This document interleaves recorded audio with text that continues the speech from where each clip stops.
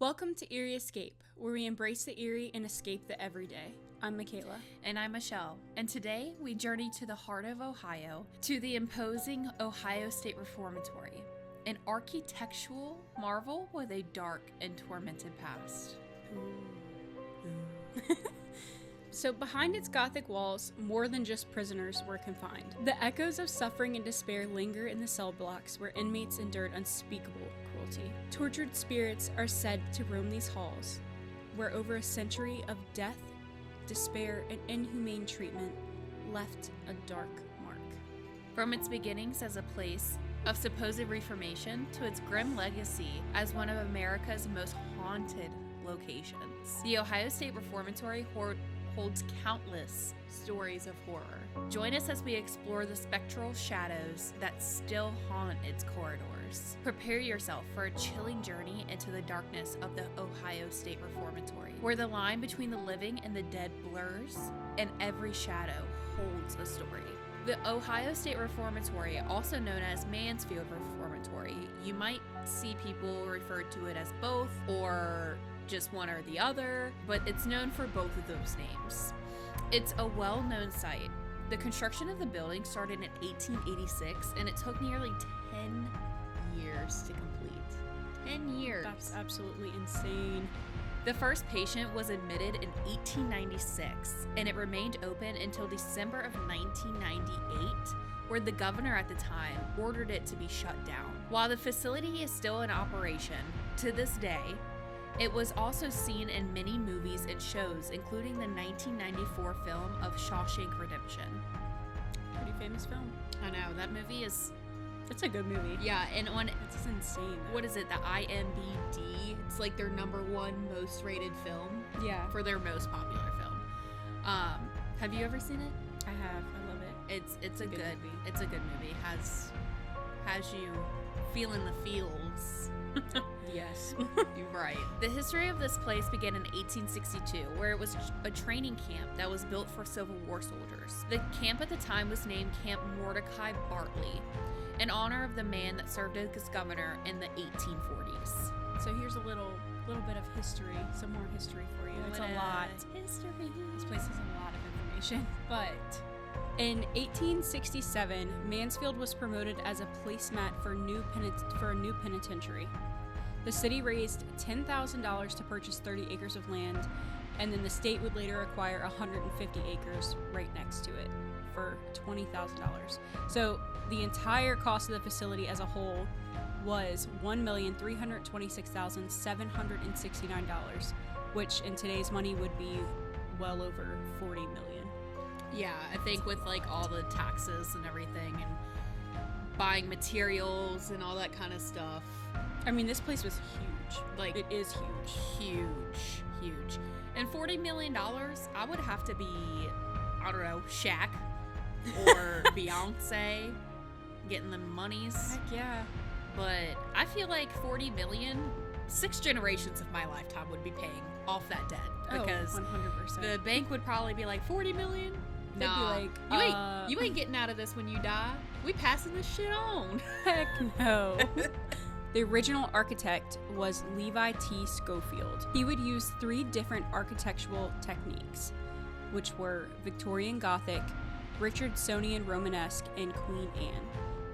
Not to mention, the exterior of the building was made of brick and concrete, more specifically, limestone. Ugh.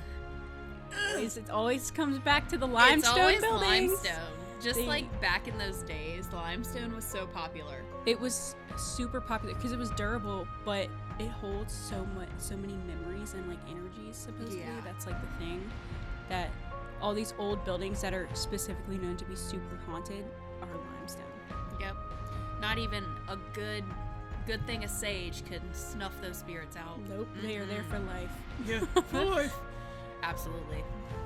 But there also was another architect, which was F.F. Schnitzer, whose main role was recorded to be the superintendent and supervising architect on some of the documents that they found. After all that, on September 15th, 1896, the building opened for the first time, and it took on its first 150 offenders. When they arrived, they were immediately put to work. And guess where they were put to work in? the sewers. Oh. Imagine being there surrounded by 25 feet of wall in the sewers, just like hacking away. The smell, sloughing away, I guess. Oh gosh. Yeah, and the amount of diseases that fecal matter can hold. Especially back then. Yeah. Mm-mm. Just imagine 150 people. And they're let's be real here, they're not taking care of those people. No. They're like, you're in the sewer. Like, And we know this is happening. Right, there's no ventilation around them, or we don't even know if there's any light around them. Probably not. So they were probably working under candlelight, and heat makes everything smell worse. So, no thanks. Ew. So over the course of 94 years, more than 154,000 inmates came through the doors and halls of Ohio State Reformatory, and more than 330 people died in the walls of the prison, and some did not stay fully dead. So you'll hear in this episode where we talk about a lot of spooky stuff that went down. So, even though those people did die, God rest their souls, they have not been fully released. Nope. And that's so sad, too. Yeah. You're already locked up, and now you're locked up after death. For eternity. That's horrible. Yes. Speaking of which, one recorded event that happened was on April 21st, 1930. 322 inmates that were in prison were killed by horrific fire that broke out. And not to mention, the prison was very overcrowded. Very, very overcrowded. When it came to the overcrowding, they would use old school rooms, like where they would teach kids, like the boys that came to the reformatory. They would teach them in these classrooms. Well, most prisons do have educational programs anyway. Yeah. But they started using the classrooms as dormitories because they were so overrun with inmates. 322 people perished in that fire. Some inmates escaped by overpowering the guards and stealing the keys and running back to open the locked doors as their prison mates were burning alive. And others helped get the injured out, and some helped put down the fire. Because imagine, in 1930s, I mean, there were fire truck-ish It probably took vehicles. forever to get there, though. But it probably took forever to get there because it was a prison. And back then, like, you know, I mean, even now, people who commit crimes and go to prison and stuff, they're under a lot of scrutiny anyway. They think, you know, oh, if you go to jail, like, you're immediately just a terrible person. Which sometimes isn't the case. But even back then, when everything was just so strict with everything, society and the way they dressed and talked and walked and everything, imagine how the fire department felt. They might have just been like, you know, whatever. Well, at that point, too, I mean, this place is huge. Right. So imagine, like, when once one area catches on fire and it spreads so quickly, it's probably hard to get under control. But then also, the guards didn't even try to help people get out. No, they just let them burn. They were like, just let it all burn down.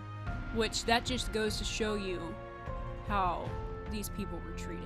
It's almost like in their eyes, it's like, oh, less for us to have to worry about. Less for us. And they also view these prisoners as inhuman Right. people. Like the state's property and not actual living, breathing human beings, Right. which is awful. And this isn't even like the crimes that they committed to get in here were not, I mean, we're not talking about like murderers here. We're talking Right. about minor crimes that are, I guess, bad enough to get you into jail. or prison. You know, something that's, you know, if you spend a few years in jail or prison, you kind of like rehabilitate yourself. Right. And you learn from your mistakes. But that wasn't the case for these people. They were immediately scrutinized and immediately put to death for some of their crimes that in today's society would be a 5 to 10 sentence. Yeah. I mean, yeah, of course there were some of the worst, like bad offenders, Of but course. you know, that's every prison unless there's a maximum security that's located inside the state. But yeah, they were just sitting there burning alive, and the only people to help them were themselves. It has also been speculated that due to the understaffing and the growing population of the incarcerated individuals, the staff would often utilize what they call the hole, also known as the sweat box. Prisoners were locked away for long periods of time and eventually went insane. I mean, there was no windows, like you're in a dark room. Yeah. Like if you watch a movie and they depict like the person's incarcerated and you see the versions of the hole. Solitary confinement. Right. It's true. Like that's what it was like. No door, well, one door, no windows, no air ventilation, brick or concrete, or in this case limestone, somewhat of a bed, and you just sit there. Doing nothing, staring at the wall. Day after day after day after day. No books, no writing materials, nothing for you to somewhat kind of be a human. Nope. And then just imagine like the food situation. Oh, Just barely enough to get by, and so you just sit there. You don't know what time it is. You don't know if it's day or night. You slowly start to disconnect from your sanity. Yep. And you just go slowly insane. I could never. It's terrible. Just sitting in a room And in the dark. You can only do but so much with your own mind. Yeah, no. Unfortunately, the hole was not the only method to try to control these individuals. They also used electrical shocking devices, which I believe they called butterflies. Yes. I think that's what they were called. And water tubes.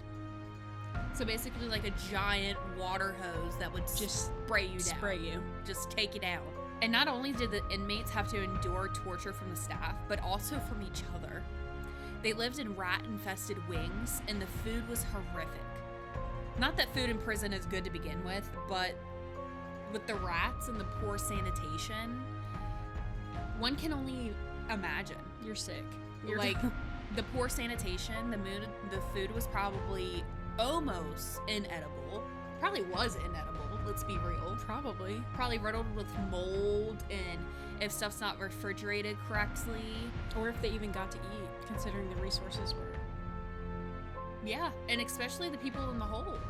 Oh yeah, they were the last. That's probably even the last the worst. They were probably they probably got the scraps of the scraps. Yeah, and there's definitely rats in there. A cold, dark, or just like a dark place. For sure. Ooh. For sure. And if the prisoners were not murdered by each other or by the prison guards, they would take their lives or die from disease before they were released. So earlier we had said that there was more than 330 people that had, perished in the fire and that have died in the prison walls. We think it's more than, it's hundreds or even thousands of people that have perished. Way more than 330. Yeah. Way more. Because, some of the documents were destroyed. So you don't really truly know. And this is also like pre-technology. Record keeping was not good to begin with. It was out of And books. if you have your staff that are killing and murdering people, they're not reporting that shit. Absolutely not. No. No. Why would I? That's how they go to prison. That's how If they I was end up. going and hacking away and having the time of my life, I guess they were having the time of their life. Why would they? Yeah, exactly. They have everything that they want. They have their cake and they can eat it too. Yeah. Oh, what happened to so-and-so? Yeah, he died 30 years ago from tuberculosis. Right, and they could have just easily wrote that in. Yeah. Because the Or bookkeeping... they escaped. Yeah. The bookkeeping was terrible. Now, it is true that it closed its doors in the early 90s, but it's still open to this day for tours. And many people have come to explore and learn the history, but most of them only come for one thing. Yep.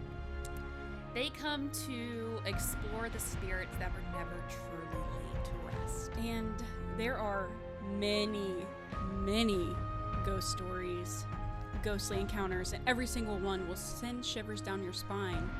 But they also make you question how much you should be checking over your shoulder at night. Absolutely. When we were looking up the research on this, some things I had to turn on all my lights before I went to the restroom because I was like, not today, Satan! I was shaken in my boots, to say the least. Like, this story in particular, just imagine that, you can't just to be under such scrutiny, and as a person that's incarcerated, hopefully they knew that they messed up really bad. But then to not even get the rights of a human? Like, what?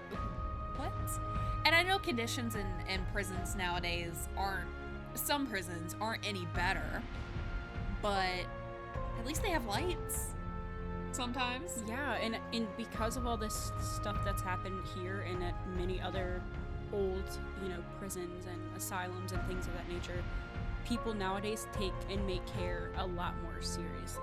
And I believe in prisons now you have like administrators that you can go to. They're kind of like counselors, administrators, or counselors that you can go to. And there's also lawyers.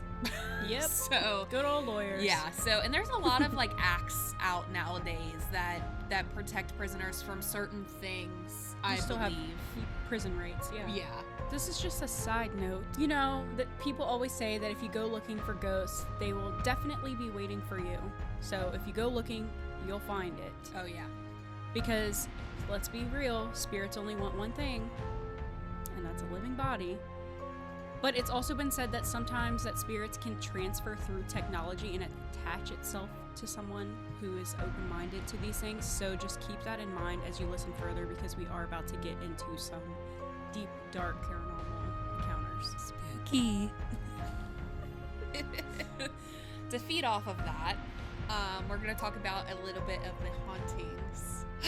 Got a little bit shivers. So one of the places that is recorded to be very high in activity is the chapel. So according to multiple resources, the chapel that is located in the facility is said to be one of the most haunted places. So before it was a chapel, it was actually a place where the prisoners would go to get executed. That's probably pretty haunted. That's awful. Yeah, like imagine you go to worship the Holy Ghost or whatever you worship, and then just to have to know that people weren't killed there. Yeah, I want to know whose bright idea it was to be like, hey, let's turn this into the chapel. What? Yeah, it'd be like, who came up with this? This would be great. Oh my gosh.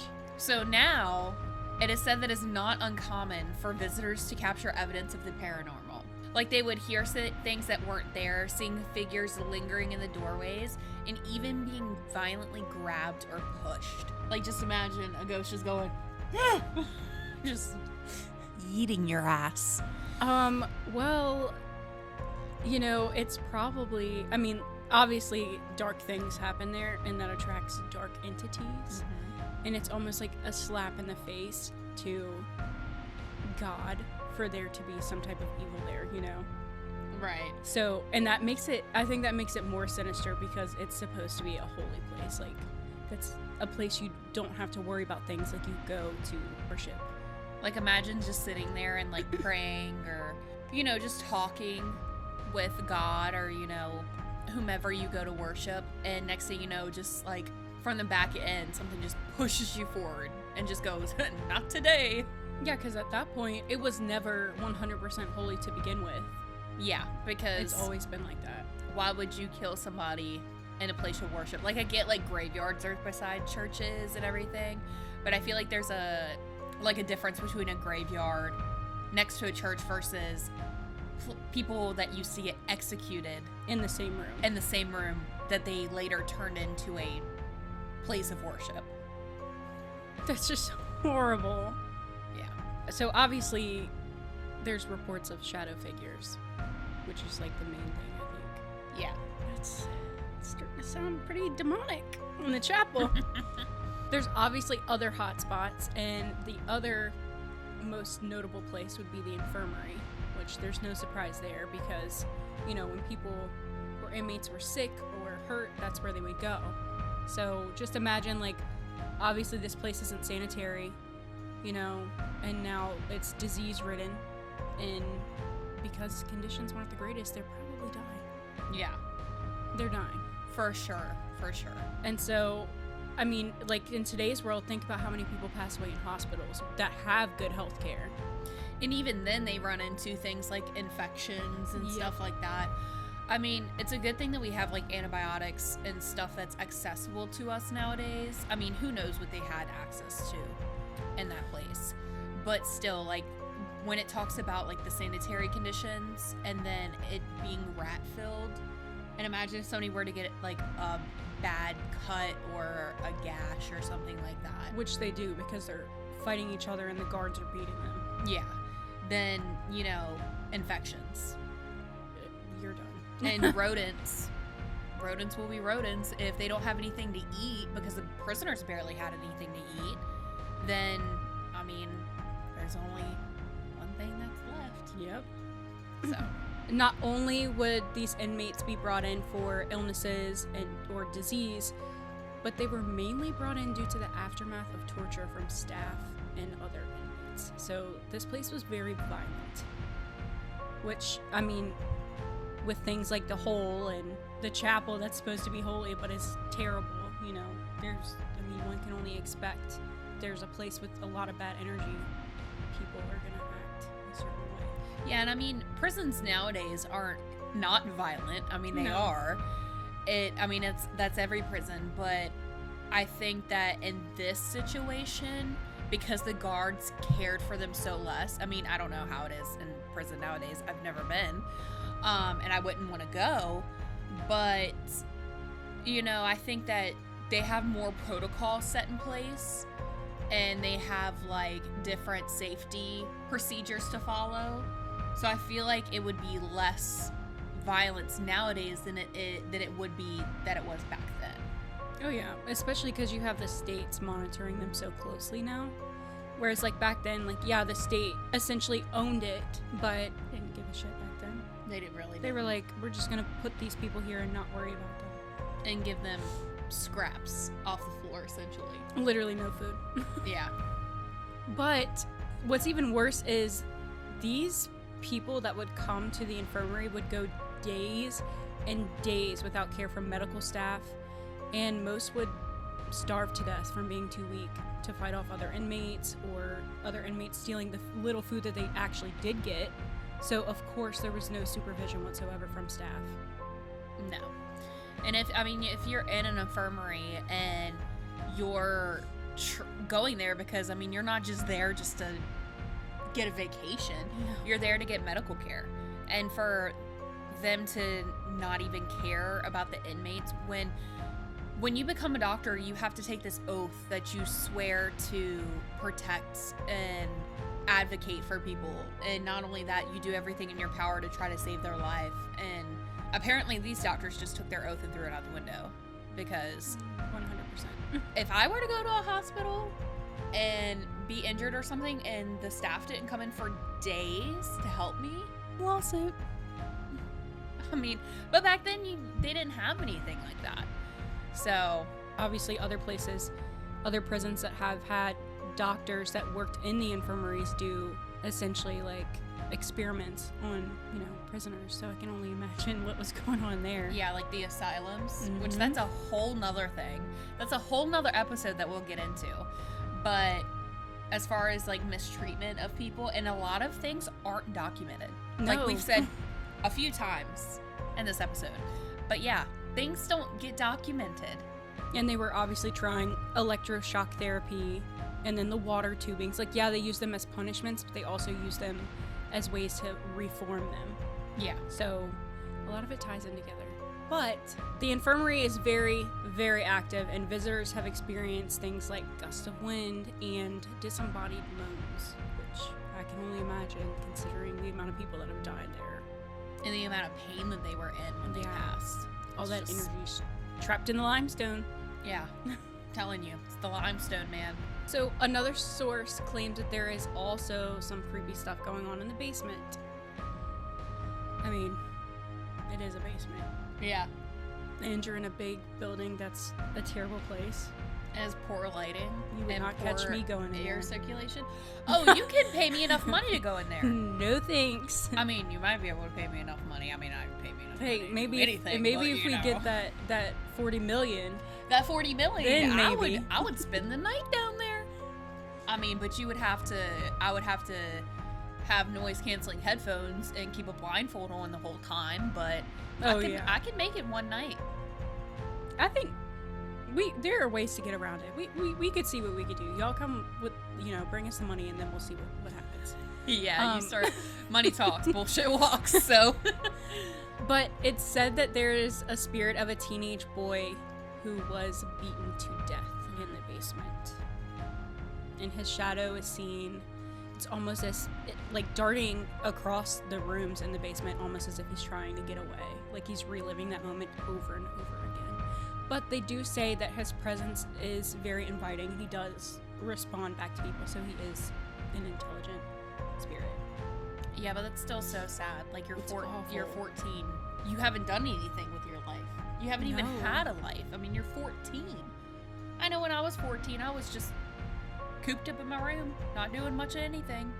No. Going to school, coming home. Imagine being 14 and doing something so stupid. Like, it could have been anything that he was in there for. Anything. And he just got locked up, and we don't really know the circumstances of why. Nope. But unfortunately, he lost his life there. And he did. But what's even worse is that there's another spirit or entity down there that's known to be more malevolent. And they believe it's a prison guard who is actually the one who murdered the boy. So he's still there, like, running from this man, essentially. That's terrifying. I mean, I don't know what happens beyond life, like when you pass, but if it's anything like that, just reliving your death over and over again. Yeah, and the horrors that follow with it, it's just, ugh. But people obviously have reported seeing the boy and the dark shadow figure of the guard, and people have even reported being scratched, which that goes to show how malevolent this spirit of the guard is. I mean, he murdered a young boy, so. Imagine carrying so much energy that you can, like, physically scratch someone when you're not alive anymore. That is.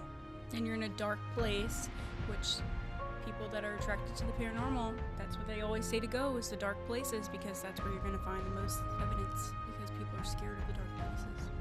Yep, and the spirits thrive in it. I mean, look at every scary movie. All the creepy stuff happens in the dark. Almost, yeah. Every single time. Every time. And, yeah. No. So, there's also another place that is, I mean, of course, the whole place is pretty much riddled with spirits. But there's another particular place that also has a lot of activity, and that is the Hole. And as you can remember, we talked about the Hole earlier and how prisoners were locked up and most of them went insane. A very eerie story has to do with a guard and 2 prisoners that were in the same cell, and only 1 prisoner survived out of that whole instance. I mean, I know it doesn't seem like a lot, but it's still a life. So the 1 prisoner survived, and you may wonder what happened to the other one. Well, we can only assume that he was no longer walking the earth at that time in his human form. But it is said that he was beaten to death. And it's also said that he is to be, like, poking around, being a little spirit, a malevolent spirit, and he's terrorizing the whole cells. It's said that his spirit will forever be seeking revenge. I mean, do you blame him? He was taken down in the hole.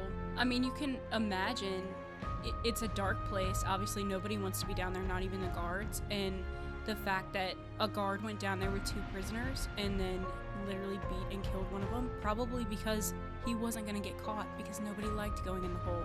Right. Even if the other staff were actually helping, which, according to most records, they were not. Absolutely.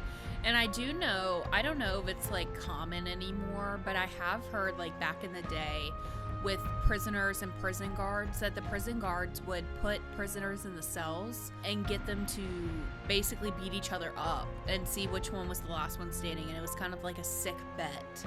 Like Fight Club. Yeah, kind of. Like, and whoever won got the pot. It's very horrible.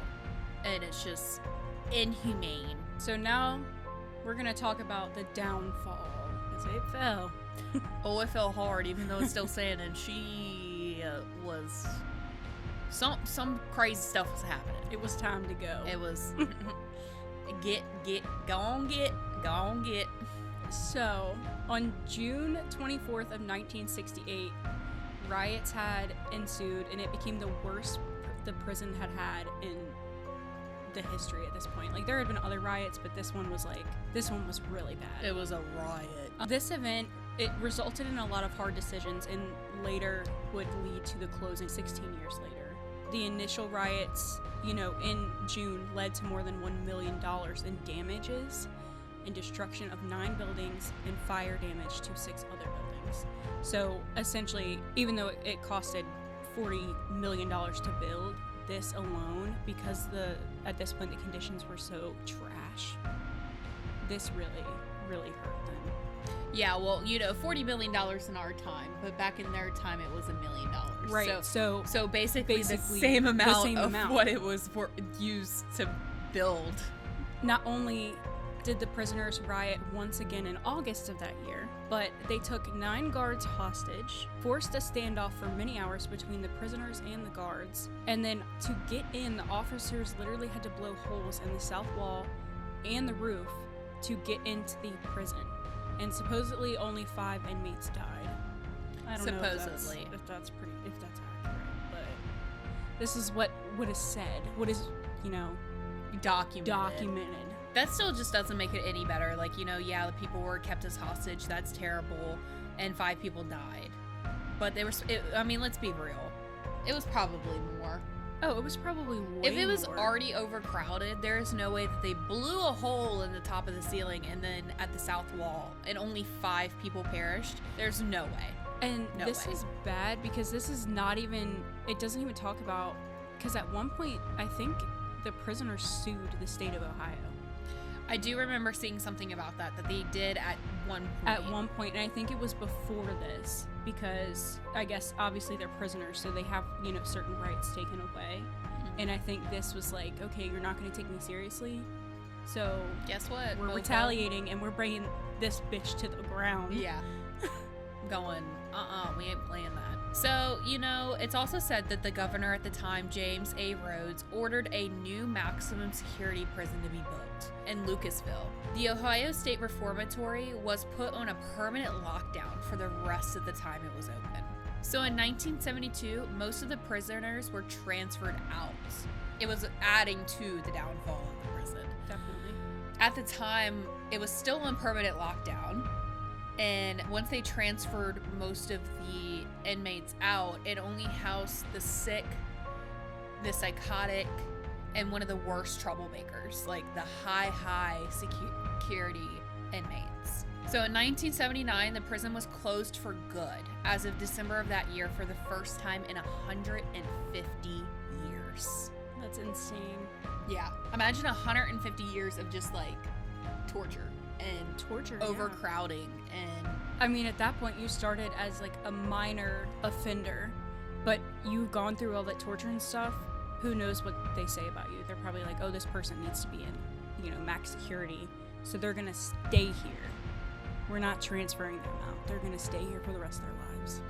It's also not like they were really concerned about any kind of mental health, because I know mental health only really became not a popular, because mental health is not, it's common, but it's not supposed to be popular by any means. But I believe that a lot of people didn't recognize that it was an actual thing until like the late-ish 90s. Now are just starting to get comfortable talking about it. Right. There's still people who think that mental health is just all in your head, which I can be the first person to tell you it's not. So, just imagine how you would be labeled then. As psychotic, when you just needed some like Xanax or something just to get you through the day. It's said that the only thing that remains is the horror stories and the spirits that haunt the halls from all of the violence, suicides, murders, and sickness. One can believe that there are hundreds of spirits that roam, and some are still seeking out revenge for what has happened to them. Oh yeah. If I was a spirit and I was trapped somewhere forever, I wouldn't care who walked through the doors. And I know that sounds terrible, but I would be wreaking some havoc.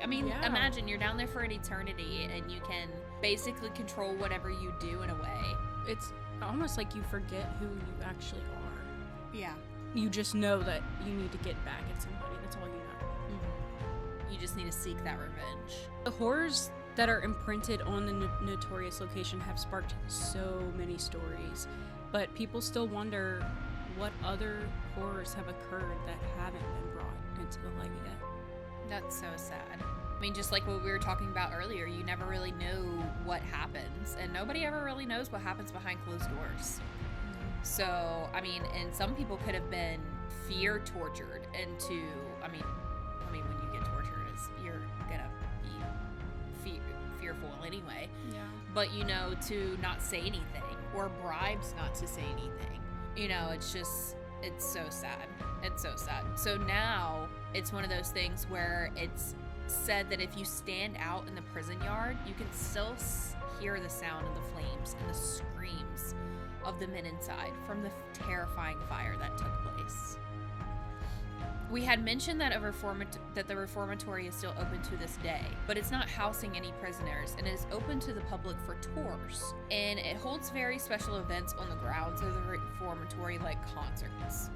It's crazy to think that after all the horrors that took place in there, that people would want to go and celebrate and have fun and party and drink and everything and sing along to a concert. Like, just imagine that. That's just terrible. I mean, in my personal opinion, I think it's pretty terrible. But nothing like going to get your drink on than knowing what happens in the reformatory. Yeah, it's horrible because they have such a good opportunity to inform the public of, you know, this knowledge, which is good. I guess that's what they do in the tours. I don't really know if holding events of that nature is in good taste because, right, like, you need to honor those who died. I mean, regardless if they were prisoners or not, it's just like they were still people. Yeah, and I also think it's like a slap in the face that the people that wanted to get out so badly, that tried to escape numerous times, could never get out. And not to mention, what about the families? This just closed in the 90s. That's not that long ago. No. So obviously their family members are still, for the most part, are probably still alive today. And to think that, you know, oh, the place where my great-grandfather passed away is throwing a freaking party every weekend. A soiree. Yeah, and I mean, I can only imagine that, like, a place like this, that people wouldn't pass these stories on for generations. Because I know I would. If I got tortured and stuff, I would. I mean, you know, of course, some people are embarrassed by it to talk about if they've been humiliated, but, you know, they would probably still eventually tell their story at some point to pass on for generations to come. I just think that overall, this was just a dark and terrifying place. And I feel so bad for the souls that are still there, that haven't been able to fully rest. I think it's very upsetting, in my opinion, the horrors that occurred underneath of the watch of people that were supposed to protect them, like the guards, and that they just finally got fed up with it and they retaliated back. Turns out, I hate to say it, but the riots were horrible, but it kind of made the government or the state look at them and be like, okay, there's something going on with this place. We need to do something about it. And it later turned into the closing. Literally, it's so sad that that's what it took. Yeah. Like, lives to be lost. Essentially, like they were fighting a battle just to be treated. Just to have basic human needs. Like the bottom of the basic human needs. Literally. Like, that's just crazy to me. And I think also, after, you know, they had some of these riots before, obviously there were damages, you know, like with the fire and things like that, and those were never fixed. So, like, the damages and the holes were just there, and they're living with that because they didn't even bother to fix anything, because that's how, you know, it had become so decrepit at that point. Absolutely. It's just so sad. It's so sad. I feel so bad for their families. And yeah, my heart really does go out to them, and I hope that those souls one day find eternal rest and peace and what they are truly, like, looking for, as far as, like, finally being able to be put to rest instead of walking the halls in their eternal prison, literally just reliving the same thing over and over again. It's so sad. Well, anyway, besides that, thank you for joining us on Eerie Escape. We hope that you enjoyed this chilling dive into the haunted halls of Ohio State Reformatory. If you're intrigued by the eerie and the unknown, don't forget to subscribe so you can never miss an episode. We'd love to hear your thoughts, so be sure to like, comment, and share your experiences with us, because we will look at every comment and we will take everything into consideration. So please share any stories that you have with us, any haunting tales, buildings. We'd love to hear it all. Paranormal ghosts, urban legends, anything.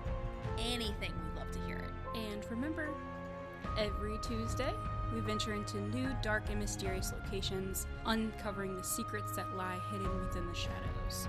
Until next time, stay curious and lock your doors, but be brave, because you never know what's lurking just out of sight. And until then, Sweet